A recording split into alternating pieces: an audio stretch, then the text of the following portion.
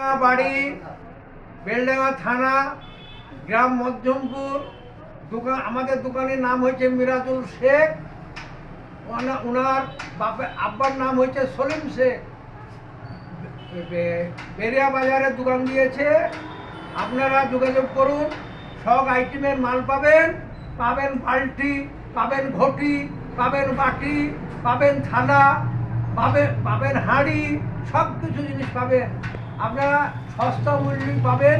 এখানে চলে আসুন।